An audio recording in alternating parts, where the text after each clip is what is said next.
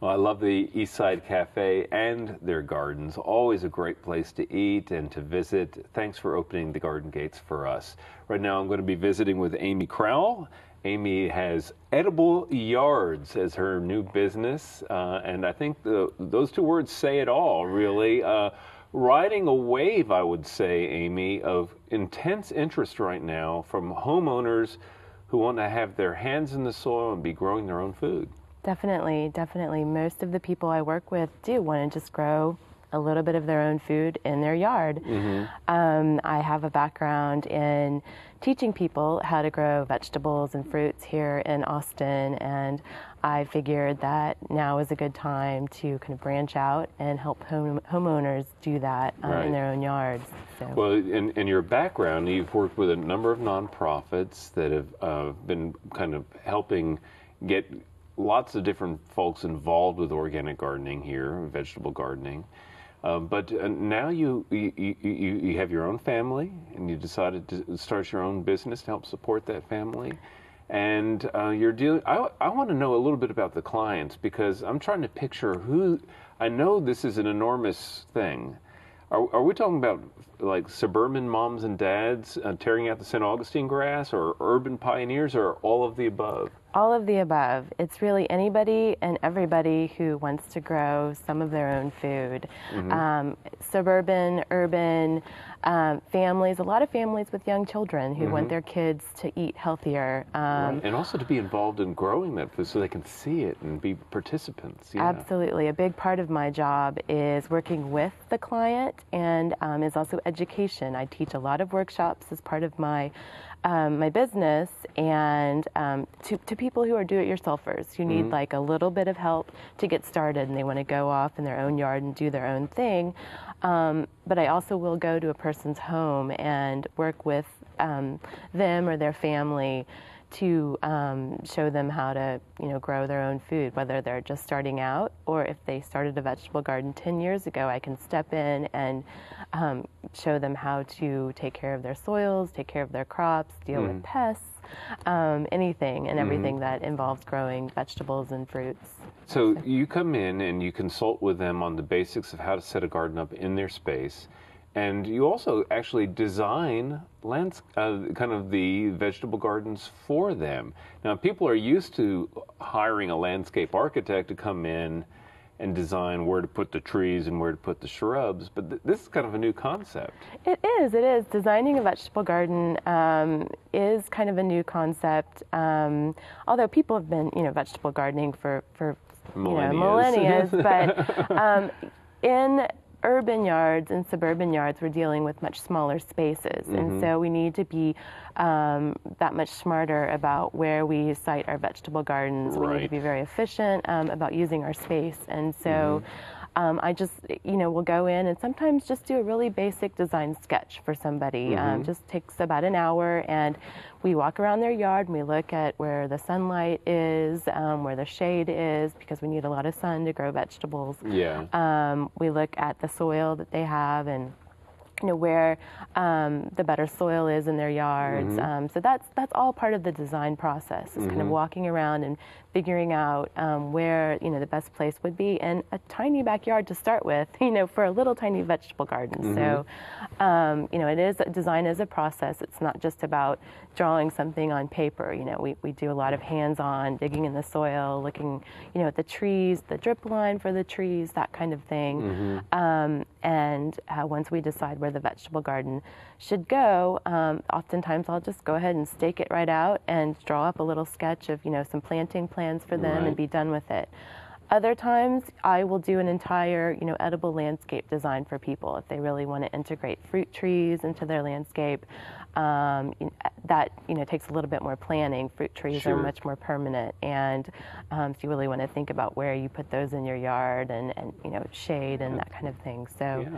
And and the shade the fruit trees will cast will impact your vegetable garden as well. Absolutely. Well, there are a lot of basic considerations. You've already been talking about, sun, the need for sun, The space considerations are, we are talking about often now small yards, so people need to be aware of what is possible in that kind of context. It may be hard to grow a massive amount of food in a small backyard, but you can really supplement your diet significantly from a small space garden. That's right. The key to all of this really is the soil, right? Absolutely. And this is a big part of your consultation practice. Yes, yes.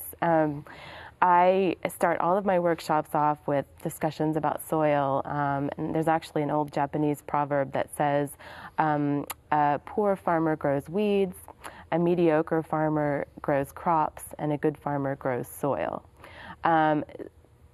When you prepare your soil properly with enough organic matter and compost, you will be able to grow, more and better vegetables that are higher in nutrients and everything. So, if we decide that the person actually doesn't have any soil, because I work with people in West Austin where, it's like a rocky hillside. Right. Exactly. We will then import some good garden soils that we'll start with. But oftentimes people do have soil, and it's just a matter of amending that soil with a lot of compost. I always recommend at least 4 to 5 inches on top of the existing soil, if not more, of compost to really get your vegetables going. Our soils here in Central Texas are very low in organic matter. And that's a yearly thing. I mean, 4 or 5 inches, you got to do that every year. Absolutely, absolutely. Every time you plant, even, we have different growing seasons here in Austin, and you can grow, in the spring and in the fall, and you want to add compost both of those times, before planting. It's amazing how quickly it just disappears. I know. It just burns right up. It's your climate. So I'm taking it that you work with all different kinds of families and that sort of thing. And I have to ask, do kids ever get involved in this? Definitely, definitely. Kids are usually right there under my feet working with me. One of the things that I do is I teach workshops in people's backyards, and the family is always there at the workshop, and usually the kids are there and they participate in the workshops. They help dig and plant and water. They love to water. So, and it doesn't really matter if they're 2 or 10 or 15, they like to get involved. And I'm so happy to hear that they do like to get involved. Now, it's right at the beginning of February now. There are a lot of gardeners out there listening, and this is the time of year when those green thumbs start to twitch a little bit. You want to get started with stuff. What are some of the tips you are telling your clients right now to get going with? Well, of course, add compost to your soil first, and then in early February, you can actually still get some of your cool season vegetables into the ground. You can actually direct seed lettuces, spinach, beets, carrots, things like that. So many good things. Yes. Roasted beets. That's a good time to seed, do your last seeding of those. You can also put some vegetable starts in of, broccoli and kale and collards.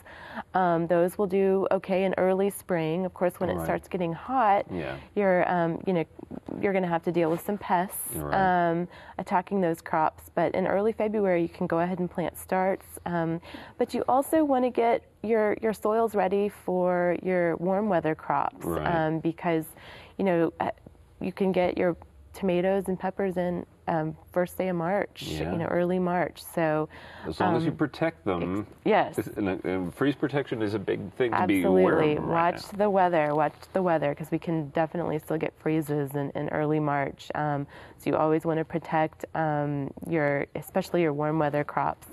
I like to use row cover, kind of like a white mesh that you can put over your crops. It's great stuff. Definitely. It'll also protect against some of the insects that will damage your crops. So. Just a quick word about insect prevention that people can be aware of.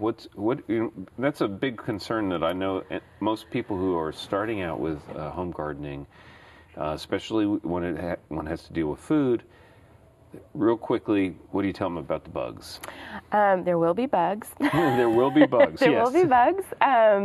It's just a part of vegetable gardening. One of the things I like to tell people is the best pesticide in the garden is the gardener's shadow. I think I've heard you say that before. Yeah. I've heard many people say that. And so being out there picking the bugs off your plants, squishing them is probably one of the best ways to deal with it. Yeah. So, A little hands-on gardening. exactly. Absolutely. Exactly. Well, Amy Crowell, again, edibleyards.com is the website. It's a wonderful concept, and I'm glad that the interest is out there for it. So thank you for coming on Central Texas Gardener and sharing it. Sure, thank you for having me. Okay, coming up next is our friend Daphne.